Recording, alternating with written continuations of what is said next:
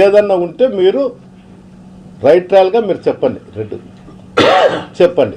ఇంకోటి మీరేం చేస్తున్నారు, ఏంటికైనా సిద్ధము అని చెప్తున్నారు. నీ పౌరుషము, నీ కథ, నీ కుటుంబము, నీ కథ ఉంటే నువ్వు ఈసారి గ్రీవెన్స్లో ఎస్పీ గారికి వచ్చి లెటర్ నువ్వే డేట్ చెప్పు. అయ్యా నేను ఎక్స్ఎమ్మెల్యే గారు కొట్లాడబోతున్నాము, ఫలానా సప్తగిరి సర్కిల్లోనో, లేకపోతే టవర్ క్లాక్ కన్నో, లేకపోతే కర్నూలు కొన్నాడు బుడ్చు కన్నో, కడపలో కోటిరెడ్డి సర్కిల్లోనో కొట్లాడతాము. మా మీద ఏం జరిగినా కూడా మా మీద ఎలాంటి కేసులు బుక్ చేయొద్దండి అని నువ్వు చేతనైతే నువ్వే డేట్ ఇచ్చి నువ్వే అన్నీ చెప్పి నువ్వే ఎప్పుడు పిలుస్తావు. నా కుటుంబం నీ కుటుంబం మాత్రమే చూస్తాం. ఎందుకు దినాం నువ్వు చెప్పేది ఏందో, నువ్వు పెద్ద పాలిగానే అనుకోనో, లేకపోతే ఈ రాష్ట్రంలో నిన్ను పెద్ద హీరో చూడాలనుకోనో ఇవన్నీ మాట్లాడుతాడా. నీ చేతనైతే నేను ఈరోజు కూడా చెప్తాడా, రాజకీయాలనేవి ఓటమి గెలుపు అనేది సహజం. నువ్వు కక్ష సాధింపుకో, నువ్వు ఏదో చేస్తా, పౌరుషము పుట్టగోసి అని చెప్తాండావు. నీ పౌరుషం ఏదన్నా ఉంటే నేను ఇప్పుడు కూడా చెప్పిన, Kadapa, Kurnool, Anantapuram, Saptagiri circle, tower clock, కొండాడు పురుష, కోటిరెడ్డి సర్కిల్ ఎప్పుడు ఏడగొట్లాడదాము, కొట్లాడదాం. నీ కుటుంబం, నీ కొడుకు, నువ్వు, మీ అన్న కొడుకు, మీరు ముగ్గురు రాండి, మా కుటుంబం ఒకటే వస్తుంది. నేను దీంట్లో ఎలాంటి సందేహం లేదు, నువ్వు ఆలోచన చేయాల్సిన అవసరం లేదు. మళ్ళీ ఈ మధ్యకాలంలో ఏం చేస్తాను, నీ కొడుకులు హైదరాబాద్లో ఉన్నారు, తాడిపత్రి రావచ్చు కదా అని చెప్తారు. నా కొడుకు మీ అన్న కొడుకు మాదిరి ఎంపీకి కంటెస్ట్ చేయలే. మీ అన్న కొడుకు ఎంపీకి కంటెస్ట్ చేసి ఈ రాష్ట్రం వైపు కూడా చూడంలే.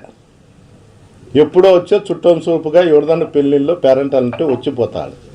పోటీ చేసి 7 కాన్స్టిట్యున్సీలలో పోటీ చేసి ఇక్కడ కార్యకర్తలు ఉండారా, పోయినారా, సచ్చినారా అనేది కూడా చూడలేని పరిస్థితి నీ అన్న కొడుకు.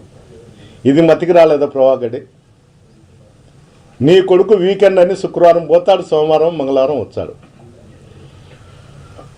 ఆడపోయి పబ్బులలో ఆడ ఎగిరే వదులు ప్రజలకు ఏదైనా చేస్తామని చెప్పొచ్చు కదా. మీరు పబ్ కల్చర్ తీసుకొస్తున్నారు తాడిపత్రికి. జనవరి 1లో 3 రోజులు ఉంటే నీ కొడుకుతో డ్యాన్సులు వేయించాడు. సిగ్గుండల్లా. ఒక ఎమ్మెల్యే ఏ విధంగా ఉండాలనేది కూడా ఆలోచన లేకుండా నీ ఇష్టానుసారం నువ్వు ఏ విధంగా నడుచుకుంటాండావు నువ్వు ఒకసారి ఆలోచన చేసుకో. మాకు పౌరుషం గురించి చెప్పాల్సిన అవసరం లే. మేము ప్రతిపక్షంలో కానీ అధికార పక్షంలో మేము ఎట్లుండాలా, ఏం కథ అనేది మాకు తెలుసు. నీ చేతనైండేది నువ్వు ఏం చేసుకుంటావో చేసుకో. ఎట్లా అడ్డం పెట్టుకొని పోలీసు అధికారులను అడ్డం పెట్టుకొని చేస్తాండావు, ఇంతకన్నా నీ చేత ఏం కాదు.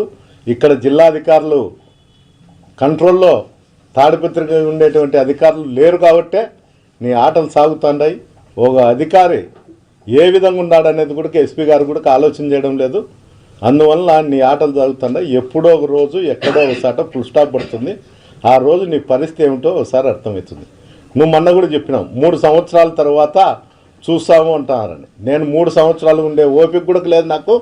డే టు టైం నీ చేతనైతే నువ్వే ఇచ్చిన తర్వాత నేనే వస్తా.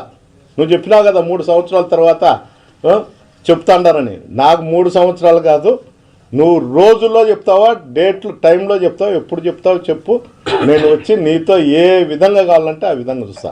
అమాయకులను బలి చేయొద్దు. తాడిపత్రి కాన్ఫరెన్స్లో ఈ బంగాకు అలవాటు చేసి, మటకాకు తాగుడుకు అలవాటు చేసి అమాయకు ప్రజల మీద దాడులు చేసేది మానుకో. నీ చేతనైతే నా మీద దాడి చేయి, నా కుటుంబం మీద దాడి చేయి. అప్పుడు నేను నీకు సమాధానం ఏ విధంగా చేస్తాను. మనకి మీ కొడుకు తాడిపత్రి లేకుండా ఎక్కడ పోయాడు సంవత్సరం నుంచి? దానికి చెప్తున్నా ఒకటే, నేనే తిరగనీయకోకుండా పెడతాను. బయట ప్రజల్లోకి తిరుక్కోకుండా నాకే పోలీసు అధికారులను అడ్డం పెట్టి చేయకోకుండా ఎవరన్నా ఇంటికి పోయి కాఫీ ఇచ్చే వాళ్ళ ఇంట్లో ఎక్కడన్నా ఉంటే మిమ్మల్ని కేసులో పెట్టి బెదిరిస్తారు. నా కొడుకు వచ్చి ఏం చేయాలో చెప్పుకున్నాను. నా కొడుకుని తిరగనిచ్చాడా అదన్నా చెప్పుకోను. పోలీసు వాళ్ళు అడ్డం పెట్టుకోకుండా నీ కొడుకుని తిరగనిచ్చాము, అన్నీ చేస్తాము, నిన్ను తప్ప నీ కొడుకుని తిరగనిచ్చాము. ఎస్, నేను ఒప్పుకుంటా. ఏ పోలీసు అధికారి కానీ అడ్డపడితే దానికి నువ్వేం సమాధానం చెప్తాడో చెప్పు. 5 ఏళ్ళు నీ ఇద్దరు కొడుకు